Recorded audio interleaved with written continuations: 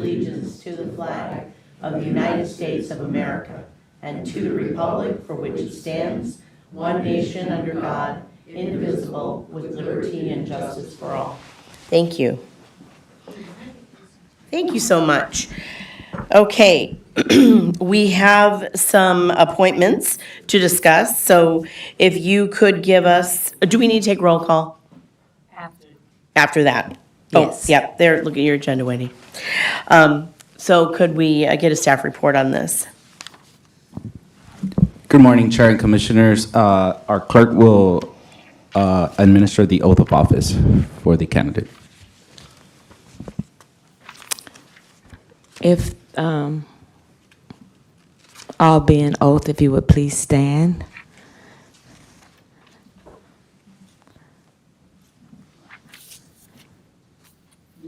All of us? No, just the ones being oath. I thought you said all there. Yeah, Don isn't quite here yet, so. Yes. All right. So we if have you- Don, Peggy, Doug, Catherine, and Derek. So if you raise your right hand and repeat after me. I state your name. Do solemnly swear that I will support and defend the Constitution of the United States and the Constitution of the State of California against all enemies, foreign and domestic, that I will bear true faith and allegiance to the Constitution of the United States and to the Constitution of the State of California, that I take this obligation freely without any mental reservation or purpose of evasion, and I will well and faithfully discharge the duties upon which I'm about to enter. You may be seated. Thank you. Okay. Now, next up, we have roll call. Chair Bucknam, Present. Vice Chair Fissler. Here. Commissioner Davert. Here. Commissioner Wong. Commissioner McGregor. Here. Commissioner Wagner. Commissioner Freshley. Here. Commissioner Moore. Present. Commissioner Penrose. Here. We have a quorum, and Commissioner Moore, you will be voting. Okay. No, neither is Wagner. Thank you. Okay, next up, we have announcement of any supplemental communication that we've received. None received. Thank you. Now is the opportunity for public comment. Do we have any speakers? No speaker cards received. Okay. Consent calendar, we have the June 10th commission meeting minutes, So moved. Second. as well as the local agency investment fund. Derek, I was going to let her finish her sentence. Okay, so, but thank you for your speedy participation. Okay, so we have a motion and a second. Any conversation, comments? All in favor? Yes. Thank you. Any opposed? Any abstaining? Okay, that is unanimous. Next up, we have a public hearing, and this is the municipal service review and sphere of influence reviews for the North Region, MSR 25-08 and SOI 25-9. Can I get a staff report on this? Oh, I have to open, do I have to open the public hearing? Chair and Commissioners, I will turn this over to Amy Diaz. Good morning, Commissioners. The item before you today is the municipal service review and sphere of influence updates for the North Region MSR. The North Region includes 5 cities, the cities of Brea, Fullerton, La Habra, Placentia, and Yorba Linda, as well as 2 special districts, the Placentia Library District and the Yorba Linda Water District. The administrative draft was administered to the agencies within the North region for a 2-week review. After that, the public review draft was sent to the commission as well as affected agencies within the county for a 30-day review. Staff did receive some comments during the public review period, which were then incorporated into the final draft of the MSR. Today, I have Mark Sawicki from RSG Inc. To provide a presentation on the North Region MSR. Some of the overview will include key highlights of the MSR, recommendations, and determinations for the North Region MSR. And I will go ahead and hand it over to Mark Sawicki. Thank you. Welcome. Good morning, Madam Chair and Commissioners. Again, Mark Sawicki, Director with RSG, and I'm joined by my colleague Yutong Bo, who is a research analyst and one of several staff in our office that worked on this MSR. So she's also available for the deeper questions on any particular research aspects. So RSG is a consulting firm that provides a range of economic development, real estate, housing, and fiscal analysis services to cities, counties, districts, and commissions throughout California. Over the last decade, we've strengthened our practice area focus on LAFCO-related projects as municipal service reviews and such as municipal service reviews and sphere of influence updates, as well as providing more specialized and detailed annexation and reorganization studies.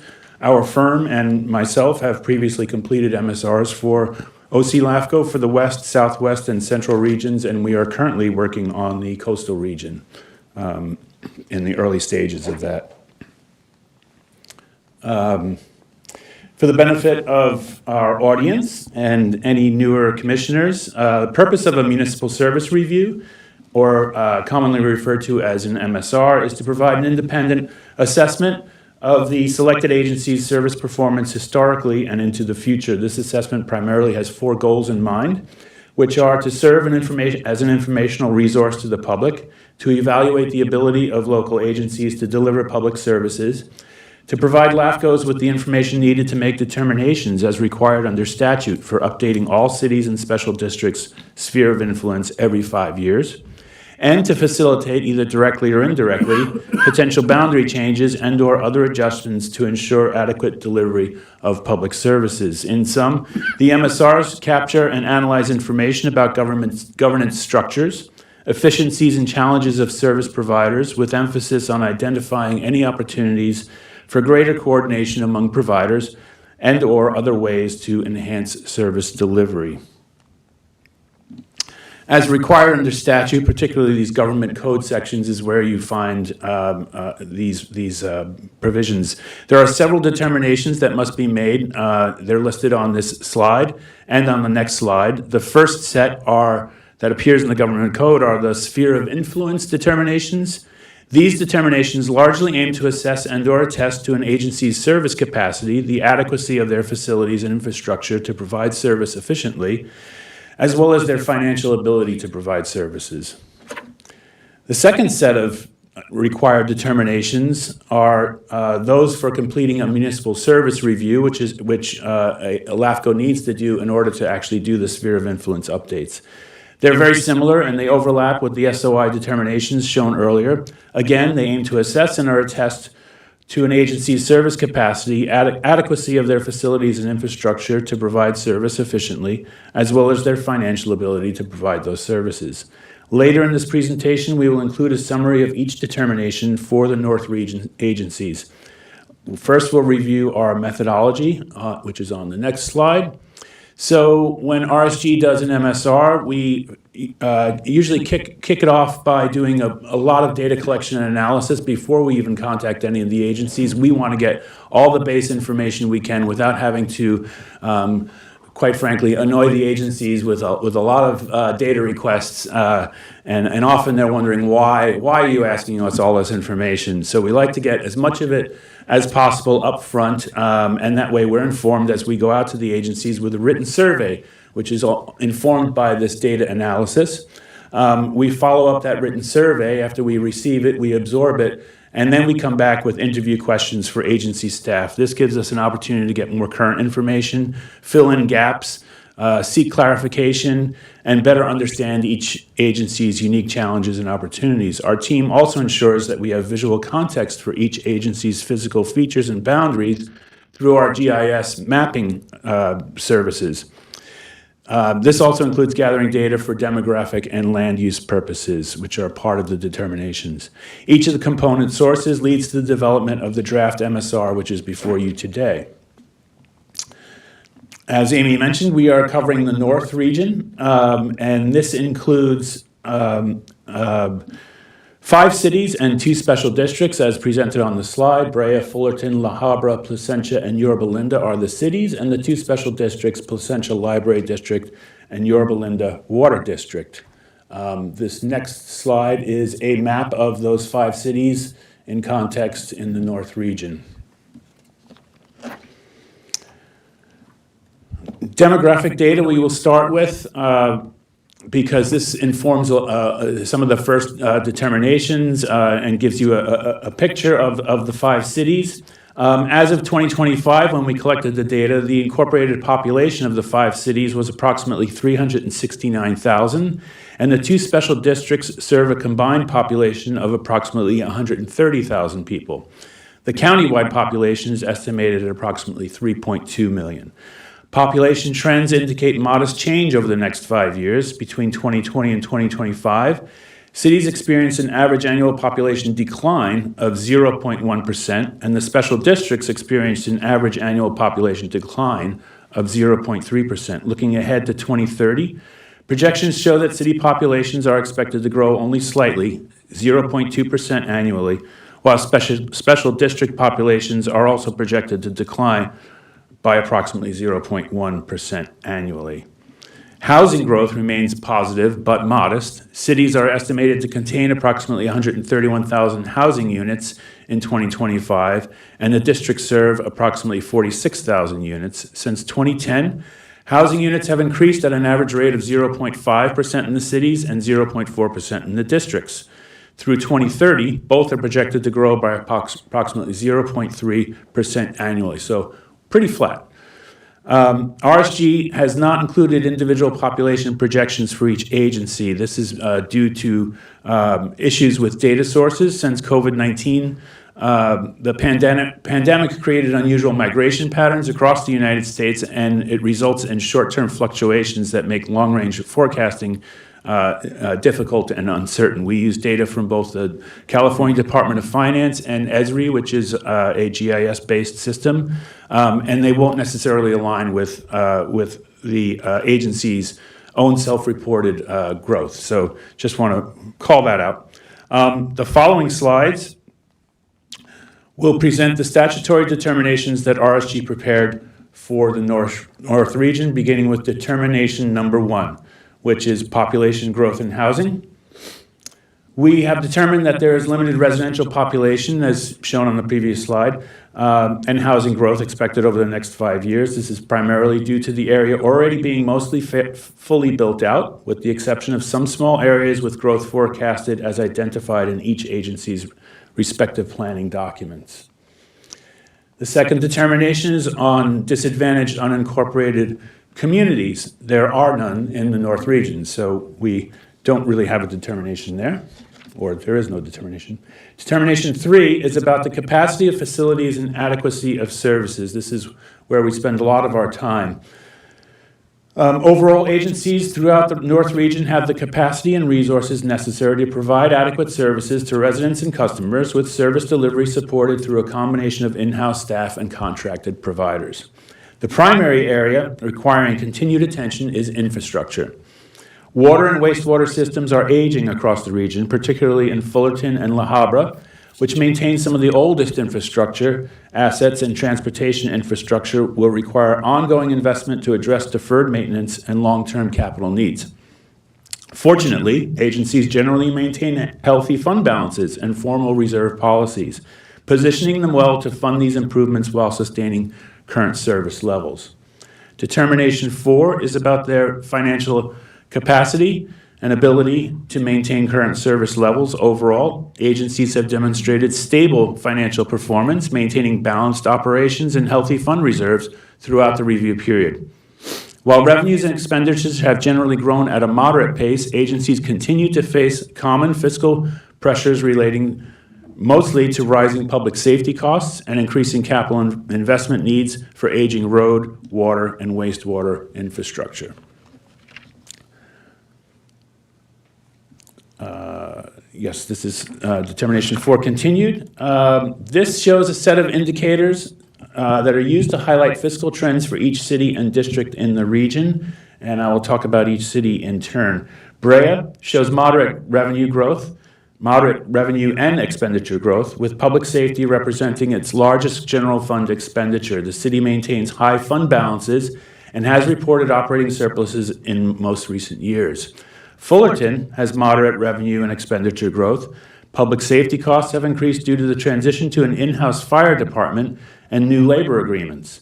The city maintains moderate fund balances, but has expressed concerns about meeting reserve targets if current expenditure trends continue. They also identified staff recruitment and retention challenges. In La Habra, they show moderate revenue growth and relatively low expenditure growth, with public safety as the largest expenditure category. The city maintains moderate fund balances and operating surpluses, but faces increasing costs associated with its fire protection contract with the LA County Consolidated Fire Protection District. Placentia has both high revenue and expenditure growth, with public safety comprising the largest share of general fund expenditures. The city maintains high fund balances, despite occasional deficits related to capital improvement projects. They also reported challenges recruiting and retaining staff. Yorba Linda has both moderate revenue and expenditure growth, while maintaining high fund balances and operating surpluses, again reflecting a strong overall fiscal position. For the two districts, Placentia Library District has shown high revenue growth and moderate expenditure growth, supported by healthy fund balances and recurring operating surpluses. The Yorba Linda Water District shows both high revenue and expenditure growth, with strong unrestricted net positions and healthy fund balances that support ongoing operations and capital investments. Determination 5 is the opportunities for shared facilities. The agencies did not express a need or desire for any additional shared facilities, nor did we identify any potential opportunities between the agencies. Determination 6 is about accountability for community service needs. All of the agencies implement policies and procedures that ensure transparency. All the agencies have websites, use social media. So we've found nothing to really report there. The SOI determinations, again, as I said, they mostly overlap with the MSR determinations, so we don't really have to go into deep detail, but the quick highlights, present planned land uses, agencies are mostly built out, modest growth expected. Present and probable need of public facilities. They all have adequate facilities and services that they're providing to residents. Capacity and adequacy of public facilities. Again, they have the capacity and resources. Social and economic communities of interest. There's a limited number of unincorporated areas, and mostly they are within the SOI of Brea and Yorba Linda, and they are served primarily by the county. Present and probable need for public facilities and services for ducts. Again, there are no ducts in the North region. To wrap up the presentation, we are going to review the proposed SOI updates and related recommendations. And before we do, it's important to note that there are no sphere amendments being proposed as part of the MSR, and none of the agencies expressed a desire to amend their SOIs or jurisdictional boundaries. 3 cities and 1 district, the 3 cities being Fullerton, La Habra, and Placentia, and the district being Placentia Library, they have a coterminus or the same boundary as their sphere of influence. And we are going to suggesting we should reaffirm those SOIs. Then the other 2 cities, Brea and Yorba Linda, and the Yorba Linda Water District have a sphere which extends beyond their boundary. But based on our review and discussions with each of the agencies, we are proposing that LAFCO reaffirm all of the agencies' sphere of influence at this time.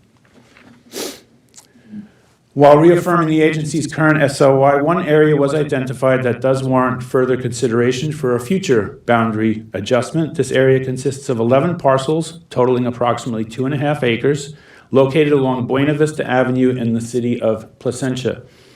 This area, which is shown in the zoomed out map on the bottom left corner, is the zoomed out part. This was originally within the city of Yorba Linda and the Yorba Linda Water District, based on information provided by OC LAFCO. In the 1970s, the area was annexed into the city of Placentia. However, while the city boundary was updated, the corresponding detachment from the Yorba Linda Water District was never formally completed. As a result, the parcels remain within the district's jurisdictional boundary and sphere of influence on paper, even though the district does not currently provide nor plans to provide water service to the area. Instead, services are provided by the city of Placentia. To correct this historical inconsistency, RSG and OC LAFCO staff recommend that the district submit a change of organization application to OC LAFCO to formally detach the area along with a concurrent SOI amendment. This action would better align the district's boundaries with the actual service provider, improve long-term planning, and eliminate potential confusion regarding service responsibilities. So the staff recommendations for the commission are to receive and file this municipal service review for the North Region, approve OC LAFCO resolutions adopting the MSR and SOI statements of determination, and reconfirming the city's and district's sphere of influence, and then adopt the notices of exemption for the cities and districts' MSR and SOI in accordance with CEQA. And I will turn it back to you for your hearing and commission discussion. Thank you. Thank you. At this point, shall we receive public comment? I have received no speaker cards. Okay. Okay, we'll go ahead and close public comment. Colleagues, okay, there we go. First one, Douglas Davert. Thank you. So 8 years ago, when I joined LAFCO, we all collectively, through our strategic planning, said we wanted to streamline the MSR process and we wanted to make it more user-friendly. 6 years ago, as you know, when I retired from my law firm, I had the opportunity to join the Yorba Linda Water District as the assistant general manager, and I have been the point of contact for the Yorba Linda Water District through this process. And I want to tell you, RSG, Ms. Bowe, and LAFCO staff have been incredibly easy to work with. The process was incredibly smooth. We really appreciated the interaction. We really appreciated the ease with which this process happened. So I wanted to give a shout out to everybody for that. Great. We will, at some point, Luis, need to talk about that detachment parcel, which happy to do. But I think among us, I'm in that unique position of being a staffer going through the MSR process as well as being a commission here. So I just wanted to give you that perspective. So thank you. Thank you. Is that everything? Did you want more? Well, I didn't know if you were making a motion or if you wanted more Well, comments. I thought maybe my colleagues might want to comment Okay, before I jumped in with please. a motion. Anybody? Yes, please. Commissioner Moore.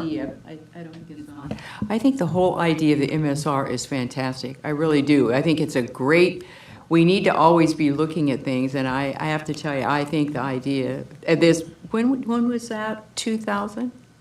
The MSRs came in? No, Longer than that? earlier than that. Was it? Okay, well, anyway, I think it's one more necessary thing, and I'm glad it's done. Thank you. Commissioner Freshley. Yes, I found it very interesting. I read through the whole thing very carefully. And I thought they did an excellent job. What I wonder, though, is are there any presentations made to the public officials in each of the cities and the special districts? Not the staff, because I'm sure the staff have it. But I think going through this is important for the public officials because they're the ones that are really being the representation of the citizens. Okay, so is that a question for staff? And that's a question Okay. for staff or for the consultant in doing the work. Because I know Okay. that they were talking with these. Do you want them to answer? With the staff. Okay, But who do they present to So the in public the knows. end? okay. So in terms of when an MSR commissioner is completed, there is no obligation from LAFCO to make those presentations. However, as staff is available if one of our agencies does request. I do want to point out that there have been efforts where there has been proposed legislation that as part of an MSR, that an agency receives that report in an open public hearing at their local agency. So that could be something that may come forth in the next year or so. But as of now, certainly LAFCO staff is available if that presentation is needed, and definitely accommodate the agencies to provide those. Okay. Have we ever? had- Commissioner Freshley, go ahead. I'm sorry. Have we ever had requests by any city or special district to make a presentation? Go ahead. Please. We actually have not. What we have done is we do meet with this the city manager or the general manager before an MSR is conducted. We try to meet with them to just give them the rundown of the process. But in the time that I've been a part of LAFCO, we haven't had that. However, when we do make presentations about LAFCO to the different agencies or stakeholders, we certainly mention that the commission has an MSR program in which they're undertaking the 4th round. And so through that, we can initiate discussions, but we haven't had a request to make a presentation of one of the MSRs. Okay. You good? Thank you. Commissioner Daver? I would just add to that I think many agencies, mine included, have a practice of sharing the information in the MSR with the board. Good. And if they have a question, or if they want to agendize it for discussion, they're free to do so, but I haven't seen any interest in that. Particularly since, in this particular case, the MSRs didn't change anything. Right. Thank you. Anybody else? Commissioner McGregor? Sorry, I went blank for a second. I get that at home. I mean, you just got I get that at re-sworn in, home. sorry. Don't worry about it. It's all good. You know, to Doug's point, actually, this was a lengthy discussion years ago Yeah. about the process and how to, and I just really appreciate, Doug, that you actually had the opportunity to go through it, because it does make a difference. And I really appreciate the comment, because I think it shows the step forward to actually help that process along, and being reinforced by the fact that you got to experience is great. So thank you for sharing that. Thank you. Commissioner Fissler, I thought I saw you going for your... No. Oh, okay, sorry. All right, any other comments, questions? Motion? I move to accept. Second. Okay. Motion and a second. Any further comment? None. Okay, all right. So at this point, we'll go, all in favor? Yes. Any opposed? Any abstentions? That is unanimous. Okay. Is there anything special that has to be read based on this? Okay. So then we will await the Water District's initiation of a application for submittal. Is that the next step? Okay. Okay. Thank you very much. Terrific. Back to our agenda. We're going to go ahead and do a discussion on fiscal year 25-26 year-end comprehensive report. And we'll take that staff report, please. Chair and Commissioners, the item before you is the comprehensive fiscal year report that really provides the commission with highlights the accomplishments that the commission has completed during the fiscal year. It points out those areas and objectives that were completed as part of your 3-year work plan, which includes the 4 different goals. Additionally, it also provides the commission with additional work the staff works outside of that work plan, which is the 2 approved applications by the commission. One, the Irvine annexation. The second one, the activation of latent powers for 3 Arch Bay. And then also the continuous work from staff. We're currently working with the city of Anaheim and then also with IRWD for a proposed applications that should be coming in by the end of the summer or the start of fall. Staff is also working with the city of Orange on what may be an application for the annexation of some of the unincorporated islands. They're taking an item to their council this month on the 25th to get direction on whether they're going to move forward with that. So we've been assisting their staff, and then also working with Newport Beach on what may be an annexation of some territory. Additionally, the report also provides a summary of the financials of the agency, and these are unaudited financials. And this concludes my presentation, and I'm available for any questions that the commission may have. Thank you. Any public comment? None received. Thank you. Commissioners, any questions, comments on the report? I thought it was excellent. Thank you. Commissioner Yeah, Fish? I appreciate, you visited a lot of districts, so thank you very much for doing that. Really appreciate it. Terrific. Anybody else? So this is a receive and file? Yes, it is. Okay. Chair. Next up, legislative report. I will transfer this over to Amy Diaz. Good morning, Commissioners. The item before you today is the August 2026 Legislative Report. This report provides an update on previously reviewed legislation, the Alliance of LAFCO's Legislative Committee, as well as the amicus brief. And so as legislators have returned from their summer recess, they're reviewing pending legislation ahead of a few key deadlines, including the end of the two-year legislative session on August 31st. Governor Newsom from there has until September 30th to either sign or veto any bills that come across his desk. The commission did adopt a support position on the validating acts, SB 1440, 1441, and 1442. Those acts have been enrolled and signed by the governor, and due to an urgency clause, they have taken immediate effect. The commission also did adopt a support position on AB 1821. There was a minor amendment that was non-substantive to the bill, and it includes language stating that agencies might just need a bit more time when responding to public records requests. Due to the amendment's non-substantive nature, staff is recommending that the commission maintain its support position on AB 1821. And then moving on for the Alliance of LAFCO's Legislative Committee. The committee has met 2 times since the previous commission meeting and discussed a variety of legislation of LAFCO interest on a variety of topics. Some of these topics include public meeting accessibility, JPAs, and non-disclosure agreements. Staff is also beginning to start conversations on how to best to prepare for the upcoming 2-year legislative session with Chris Lee, the Legislative Committee's consultant. And lastly, for the amicus brief, the commission approved OC LAFCO's participation as party to the amicus brief. This is in relation to the legal case between the Monterey LAFCO and the Monterey Peninsula Water Management District. The amicus brief has been submitted by Bill Pellman of Nosman LLP on the behalf of the participating LAFCOs.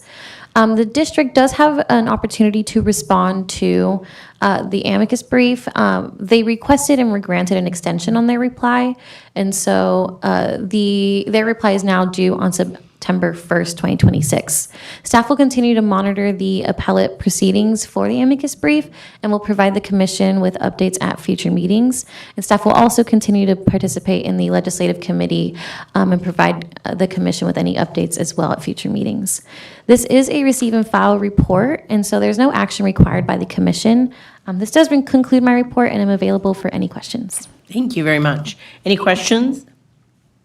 Comments? Okay, moving on to the office lease agreement update. Chair and Commissioners, the item before you is an update to the current OC LAFCO office lease agreement. Previously, the commission approved lease agreements in 2014 and then also an extension in 2019 for 10 years. Staff was recently notified that OCTA actually acquired the building, and so part of the buildup of the building includes moving their staff, and our current office space will be taken over by some of their staff. However, they have accommodated LAFCO and would like to keep LAFCO in the building. And so for today, staff is requesting that the commission consider allowing the executive officer to negotiate a new 10-year lease agreement. I do want to point out a couple factors that support staff's recommendation. One is, as part of the relocation within the building, the cost for building out the space for OC LAFCO would be covered by OCTA. The transfer of all of the furniture or anything that has related to the office would also be covered by them. Staff would only have to submit the proper invoices for those expenses. Secondly, the office has been at the same location for now approximately over 12 years, and so continuity is important for the office. It is central to the county, access to a couple of the freeways there. And then also for safety, there is security for staff and then also for any of the public to visit the office. Therefore, staff recommends that the commission allow the executive officer to negotiate a new lease agreement and bring that forth the commission in the October meeting. And this concludes my presentation. I'm available for any questions. Thank you. Okay, Douglas, Commissioner Davert, please. So the real estate lawyer in me has some questions. Oh, boy. Here we go. Well, what does our current lease say about relocation? Is there a relocation clause in our current lease? There is part of why there is the coverage of the cost is because our lease is a 10-year lease and it's at the seventh year. I don't have a problem. Most commercial leases have a relocation clause. They're covered. They have to pay all the expenses. My concern was with a comment in here that said OCTA informed the executive officer that an increase in lease amount is not expected. Why would we agree to pay 1 penny more when we still have a lot of years left on our 10-year lease? The only what I discussed with OCTA would they essentially said there wouldn't be an increase.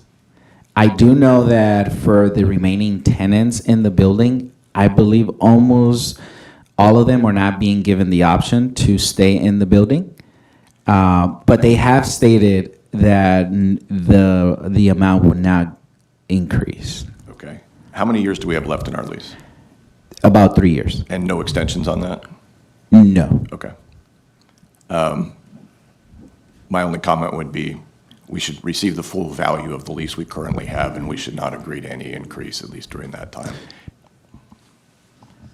Duly noted. Thank you. Commissioner? Percentage of the building is what percentage of the building is OCTA going to occupy, do you think? I don't have an exact number, but I do know that it's going to be just a couple offices that will not be occupied by them. So a great percentage of it. Yes. Does anybody know the historical growth of the size of OCTA?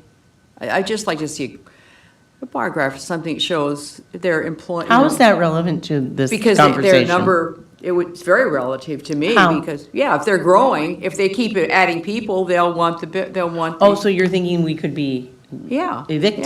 Yeah. Oh. I'm just curious over time, how that group has, what their size has been. Is there anything available on that? Commissioner, I do not have that information. I can see if we can find that and bring that back to the I'm just curious if we commission. should be concerned. It's something we need to think about.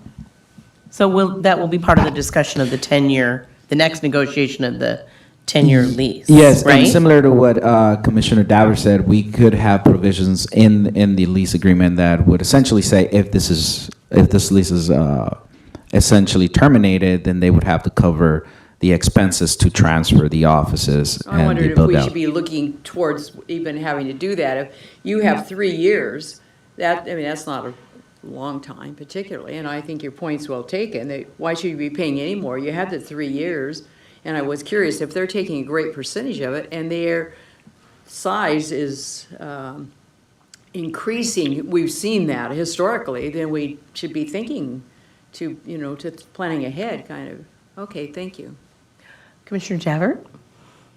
I think you said you had a comment. Yeah, Okay. I think Luis just covered it. Oh, okay. That any new lease is probably also going to have a relocation clause. Okay. And if they were to kick us out of the building, they'd have to find us comparable space and pay the cost of relocation and all of that. And if OCTA was planning on needing that space, they wouldn't be offering us a new lease. They'd be offering to relocate us to another building. So my guess is that they're prepared to honor a lease for 10 years, so I think we're probably Thank you. okay. Thank you. And none of us will be here then, so. Commissioner McGregor? That's a good point. I just want to make sure I'm clear. 3 years left. They would it be 3 plus 7, or would it be a new 10? Start over. So would it be 3 plus 10, 13, or is it just new 10-year lease? It would be a new 10-year lease. With 3 years at the current rate? Yeah, okay. And then at the current rate? And I would for at definitely. least 3 years? I would definitely put that in the negotiations. Okay, all right. And Okay. then from there, whatever escalated costs would be associated would come in after that, okay? And then the TIs would be equivalent to what we currently have? Yes, actually, staff did do a walkthrough through the office space, and it does accommodate the needs of the office, of the Because I know we office. specifically, when we moved in, we had office space, conference rooms, front lobby, the whole 9 yards, getting all that same stuff. Yes, because what will happen is we'll essentially do another walkthrough.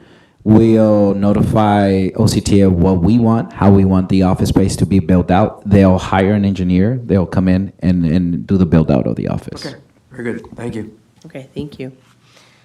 Commissioner Jefford? May I ask where the office, where you be relocated to in the building? Yes, so we would be on the 4th floor. He was afraid of the basement. Okay, good to know. Make sure it's on a parking structure. Any other comments?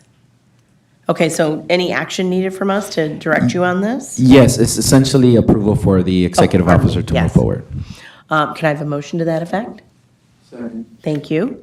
Any further conversation? I'm guessing no public comment? None received. Okay, thank you. All in favor? Yes. Any opposed? Any abstaining? That's unanimous. Okay. Next up, we have our commissioner comments section of the agenda. Commissioner Freshley, anything? I'll just go around the room. Or, I'm sorry, I'll start with Commissioner Lou Penrose. Thank you. Commissioner Freshley? Commissioner, okay. You said it all. Commissioner? I'll No? make it unanimous, no. Okay. McGregor? Just one comment for Lou's been saying for years, if you travel, make sure your passport is current. I've been saying, and I'm like, I always blew that off because I don't take vacations. I was told this year by my wife that I am taking a vacation for the first time in 8 years, so I am traveling, and my passport, Lou, thank you by you, was actually current and up to date. I made sure of that because it reminds us, even though I blew it off, because I was 6 months out. Yeah.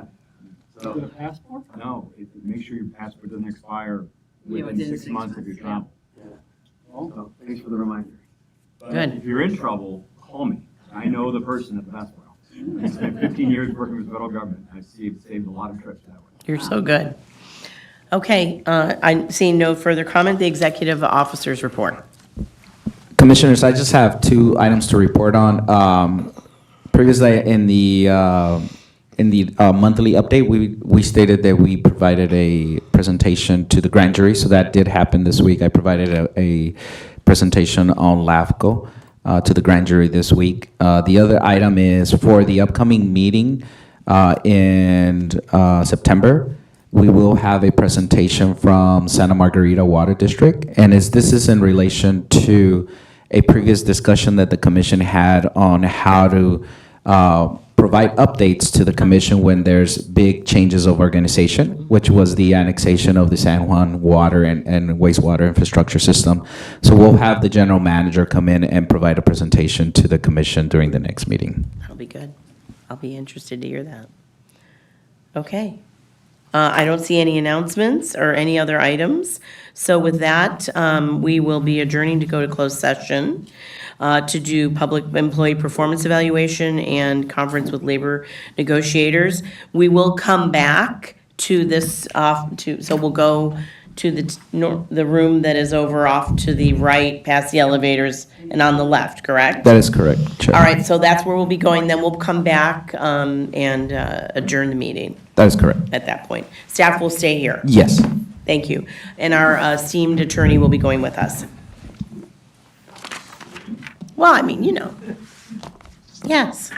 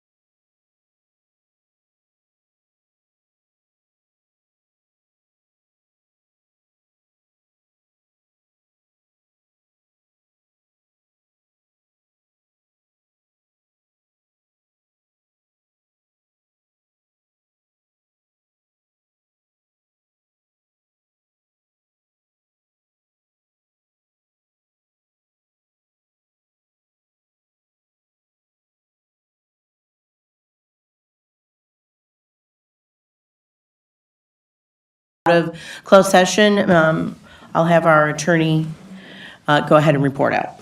Thanks, Madam Chair. There was no reportable action taken in closed session. Thank you. So at this point, we are adjourned. Thank you.